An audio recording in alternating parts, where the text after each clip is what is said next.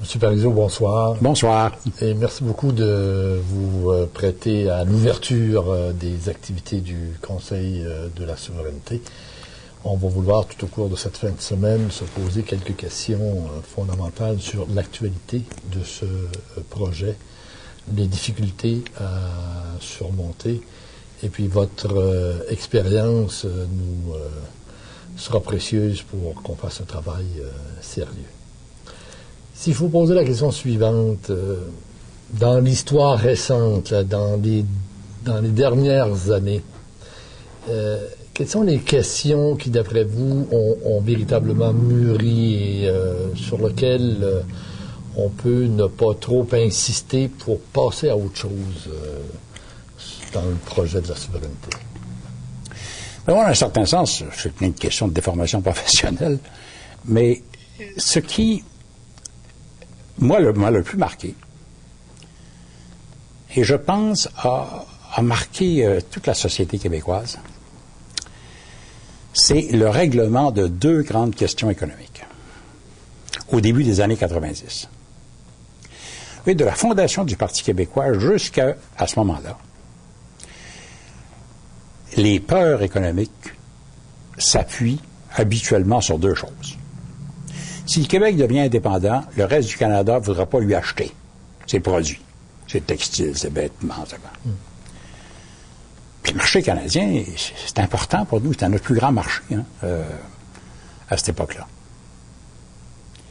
Deuxième grande objection, deuxième grande peur, ce qu'on a appelé communément la piastre à l'évêque. Combien ça vaut, ça? Dans quelle monnaie allez-vous rembourser vos hypothèques?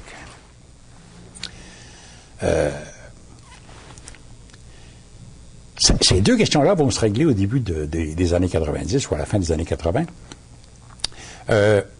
dans deux grands débats. Le premier est celui du libre-échange. Puis ensuite, qui va devenir en 89, et puis qui va devenir l'ALENA en 93. Là, je ne vais pas rentrer dans le débat sur le chapitre 11 de l'ALENA, là, ça c'est autre chose. Mais c'est fondamental ce qui s'est passé là. Tout à coup, le libre-échange s'installe dans toute l'Amérique du Nord. Là, un Canada anglais de mauvaise humeur parce que le Québec devient indépendant, ben, ça peut plus avoir beaucoup de conséquences sur le plan des échanges. D'abord, très rapidement, le marché américain devient de loin notre plus grand marché. Puis d'autre part, dans une zone de libre-échange, c'est pas parce qu'une des parties est de mauvaise humeur qu'il peut changer toutes les règles.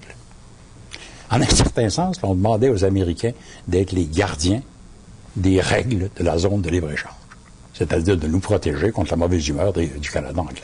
C'est fondamental, c'est très important. Ce qui, à partir de là, détermine notre capacité à prospérer, c'est quoi? L'efficacité de nos entreprises. Elles sont compétitives ou elles ne sont pas compétitives. Mais si elles le sont, leur marché, c'est l'Amérique du Nord. Et on a commencé à comprendre à partir de ce moment-là que notre avenir économique est en Amérique du Nord. C'est extraordinaire, l'augmentation des exportations du Québec vers les États-Unis. C'est 7-8 fois plus élevé que l'augmentation de nos exportations vers le reste du Canada. Ça, c'est quand même étonnant comme phénomène. La monnaie. La monnaie, c'était un débat d'idées. Et après ce débat, qui a duré une bonne couple d'années, 90, 91, 92, on en parlait à Bélanger-Campeau, puis c'est revenu ensuite avec la loi 150 sous Bourassa. Et puis à un moment donné, ça s'est réglé, ce débat-là. De la façon suivante. Si les Québécois veulent garder le dollar canadien comme leur monnaie, personne ne peut les en empêcher. Ça a l'air de rien, mais c'est énorme. Parce que là, il n'y avait plus de spéculation sur une monnaie québécoise qui allait tomber en catastrophe dans les marchés. Si le Québec veut garder le dollar canadien quand il devient indépendant, c'est à lui de décider. À partir du moment où ces deux questions-là sont réglées, ça change le portrait pas mal. Là, ça dépend du Québec, de son énergie, de son travail, de sa productivité, de savoir s'il va devenir prospère ou pas. C'est pas rien. C'est la première fois. Ça a pris du temps pour comprendre que là, on venait d'établir un cadre tout à fait nouveau pour comment dire, le cheminement vers la souveraineté du Québec. En fait, objectivement, ça veut dire que l'axe Est-Ouest est beaucoup moins important que l'axe Nord-Sud au niveau de la réalité. De tous les jours, ah oui, je comprends, bien. Mais, et comment? Et disons, cette transformation-là, objective du terrain, ça s'est fait, je dirais, depuis à quel... Entre 90 et 2001. Depuis ce temps-là, il y a eu un ralentissement économique aux États-Unis. Donc, nos exportations ont cessé d'augmenter aussi rapidement. Mais en 10 ans, 11 ans, là, les États-Unis sont devenus de loin notre plus grand marché. Et il y a eu des accidents, le bois d'œuvre, des choses comme ça. Oui, bon sûr, il y a la vache folle. mais dans l'ensemble, le libre-échange s'est étendu. Et si bien qu'à l'heure actuelle, il y en a qui disent, oui, mais si le Québec devient indépendant, il faudrait renégocier l'ALENA. Ah oui, bien sûr, parce que l'ALENA, c'est à 3. Alors, si c'est l'ALENA à 4, c'est évident qu'il faut négocier un 4e chaise ou strapontin, comme vous voudrez. Oui, ça va de soi. Mais dans un cadre où tellement de gens veulent d'une zone de libre-échange des Amériques, vous voyez ça, vous, les Américains, qui accepteraient pas que la négociation avec le Québec, alors que le commerce du Québec, je ne sais pas si c'est ça à l'heure actuelle, mais la dernière fois que j'ai vérifié, c'était ça, le commerce du Québec avec les États-Unis est égal au commerce total des États-Unis avec le Brésil, l'Argentine, puis le Chili ensemble. C'est pas marginal, le phénomène québécois dans la zone de libre-échange. C'est pas marginal du tout. Et habituellement, les Américains négocient en fonction de leurs intérêts. Oui. Pour ceux qui laissent entendre qu'ils ne voudraient pas du Québec dans l'ALENA, quels intérêts poursuivraient-ils? C'est théoriquement, c'est vrai. En pratique, ça n'a pas de bon sens.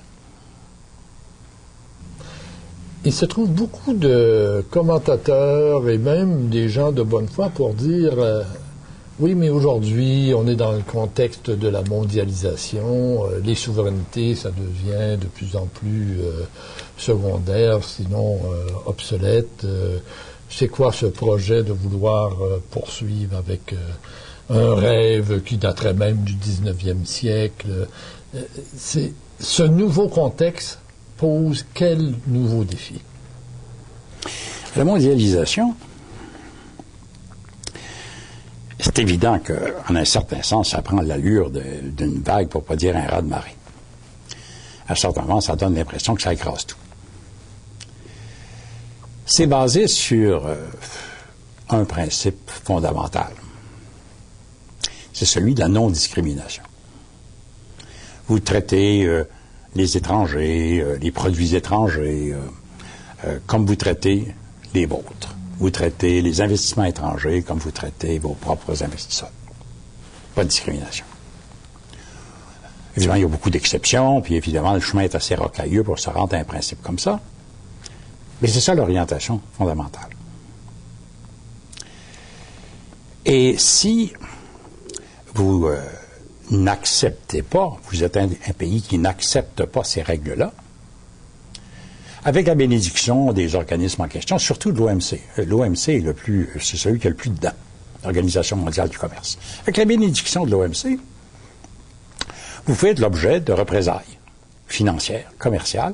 Ça a des dents, ça, c'est maintenant.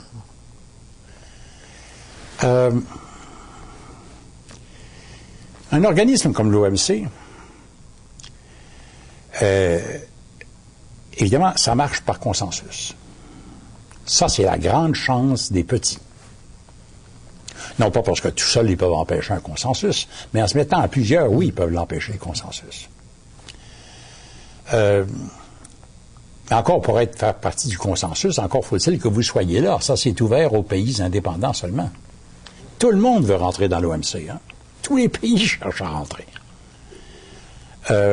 Pour la raison suivante, c'est comme ça concerne de plus en plus non seulement les produits commerciaux, non seulement les services financiers, je sais pas, ça concerne la vie de tous les jours, de plus en plus. Là, on a un bel exemple à l'heure actuelle. On négocie pour chercher à faire en sorte de transporter à l'UNESCO les produits et les services culturels. La culture ne serait pas un bien commercialisable, comme les autres, et donc on permettrait, pour les biens culturels, de pratiquer la discrimination entre les créateurs domestiques, par exemple, et les créateurs étrangers. Vous voyez? Ça, c'est en train de se discuter. C'est pas du tout gagné, hein? C'est pas du tout certain que celle-là va être gagnée. Après ça, il va y avoir indiscutablement à l'OMC une crise au sujet de l'éducation. Comme l'éducation est de plus en plus privatisée, est-ce que c'est un bien commercial, commercialisable? Si ça l'est, ça passe sur juridiction de l'OMC. Donc, non-discrimination. Vous voyez ce que ça veut dire? Après ça, il va y avoir la santé. Parce qu'elle aussi se privatise de plus en plus à travers le monde. Puis après ça, il va y avoir, à mon sens, la chose la plus dangereuse qui soit, l'eau. Est-ce que l'eau va être considérée comme un bien commercialisable? Et donc assujetti à la non-discrimination. Vous avez une idée de ce que c'est susceptible de représenter, d'ailleurs, ça. Toutes ces choses-là, ça nous concerne là, tous les jours, ça. Ça, c'est des débats de cette année, puis de l'année prochaine, puis de l'autre année après. Et le Québec n'est pas là. Le reste du monde, il y a de plus en plus de pays qui viennent des pays indépendants. Tout le monde comprend à l'heure actuelle, à travers le monde, que l'État-nation, l'État qu'on contrôle, c'est notre meilleure protection contre les dérives de la mondialisation, contre les dangers de la mondialisation. C'est quand on a son propre gouvernement qu'on peut se défendre, parce que là, on peut y aller, savoir ce qui se passe, puis voir comment, qu'est-ce qu'on fait à l'égard du consensus. Est-ce qu'on travaille dans le même sens ou si on cherche à faire qu'il n'y en ait pas? Et à l'heure actuelle, on ne peut pas faire ça. Et il y a des scènes, moi, qui me touchent au cœur là-dedans, comme par exemple au moment du sommet des Amériques, à Québec. 35-40 000 personnes circulent dans la basse ville et demandent quoi? Que leur gouvernement les protège contre la mondialisation. Et leur gouvernement, il n'est pas dans la salle, dans la haute ville. Il se manifeste seulement par un panneau lumineux. C'est le gouvernement du Québec qui est pas à la table. Alors pour moi, ça a été un coup. Et c'est dans ce sens-là où il faut absolument, c'est nécessaire que le Québec ait sa souveraineté.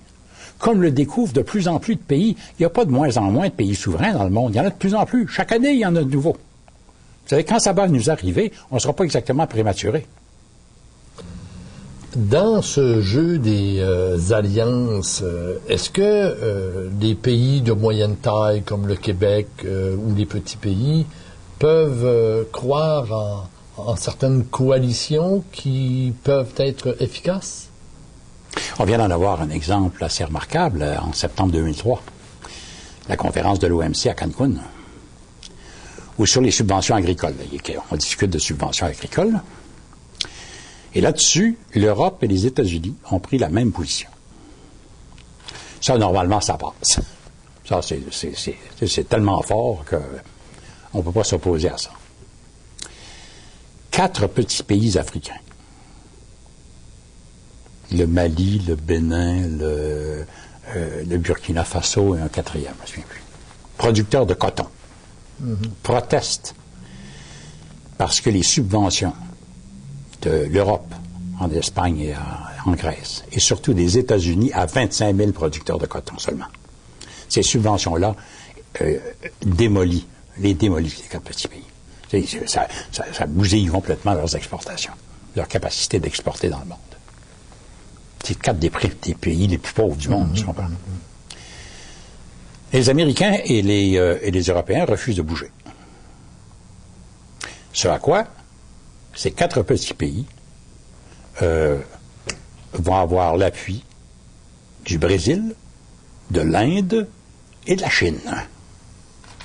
Et vont torpiller la conférence complètement. Moi, à ma connaissance, dans ces négociations internationales, c'est la première fois qu'un front commun des États-Unis et de l'Europe était battu. Et ça vient de 4 petits pays producteurs de coton, parmi les plus pauvres du monde. C'est une belle histoire. Et donc, on peut croire que le Québec, qui n'est pas un petit pays, non, pas du tout. serait même à l'aise pour développer des alliances avec des... Ben, pas mal plus à l'aise que la plupart des autres pays membres. Vous nous avez dit, il y a des obstacles qu'on a surmontés par le débat public, y compris par des réalités qui se sont transformées. Vous avez fait allusion au libre-échange, vous avez fait allusion au débat sur la monnaie, que plus personne ne remet en question. Vous nous dites, la mondialisation appelle la souveraineté, c'est-à-dire c'est une condition qui sollicite que le Québec soit effectivement souverain. Et si vous aviez à identifier les principaux obstacles qu'il nous faut surmonter, lequel vous identifieriez le premier? Je pense que le principal obstacle actuel, il vient de nous-mêmes. On a beaucoup de difficultés. Pas depuis toujours. Ça n'a pas toujours été comme ça. On a beaucoup de difficultés à voir, à discuter du Québec dans sa totalité. À comprendre un problème québécois et à envisager une solution québécoise à ce problème. Ça donne lieu à certains moments à des aberrations. Par exemple, les garderies à 5 $. C'est bien, les garderies à 5 $. C'était remarquable même comme geste à poser. Et un problème, cependant, c'est que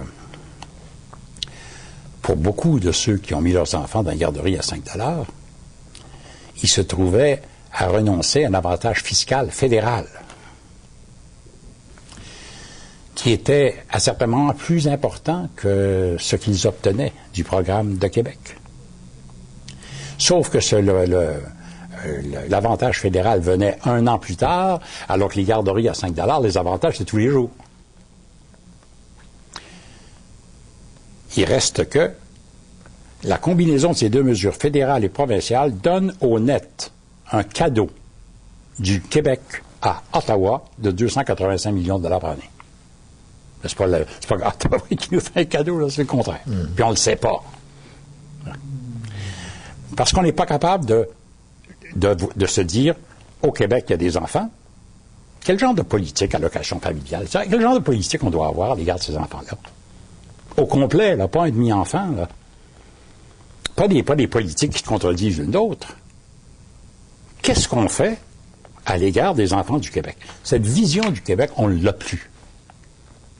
Et c'est embêtant parce que on a mis tellement d'années à construire des choses importantes, majeures au Québec, pour faire du Québec, quelque chose qui se tenait debout. Pas nécessairement. Des fédéralistes ont agi dans le même sens. Jean Lesage n'était pas un souverainiste.